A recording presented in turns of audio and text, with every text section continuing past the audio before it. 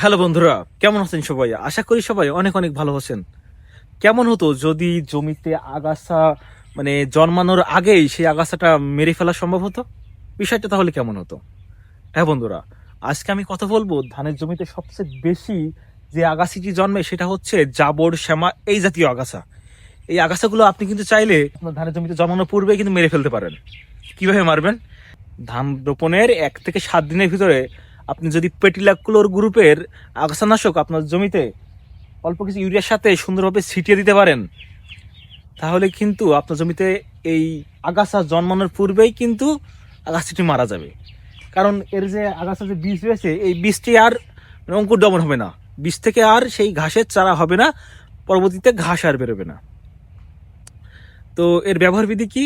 আপনি ধান লাগানোর 1 থেকে 7 দিনের ভিতরে পেটিলাক্লোর, অবশ্যই মনে রাখবেন পেটিলাক্লোর গ্রুপের, যেমন আমাদের সুইট অ্যাগ্রোভেট লিমিটেড কোম্পানি রয়েছে লাক্লোর, এই লাক্লোর ইউরিয়ার সাথে জমিতে পানি অবশ্যই থাকতে হবে। জমিতে পানি থাকা অবস্থায় সুন্দরভাবে ছিটিয়ে দিতে হবে, যাতে এমনভাবে সারটি ছিটাতে হবে যাতে সারা জমিতে এর উপাদানটি পড়ে। তো পরবর্তীতে এই জমিতে পানি রাখতে হবে, প্রায় 6-7 দিন মতো পানি রাখতে হবে, এবং আস্তে আস্তে পানিটা যখন শুকিয়ে যাবে, পরবর্তীতে এর জমিতে আর কোনো প্রকার দেখা যাচ্ছে শামা এবং যে জাবর এই জাতীয় ঘাস বেরোবে না। তো বর্তমান সিজনে ধান লাগানো শুরু হয়ে গিয়েছে।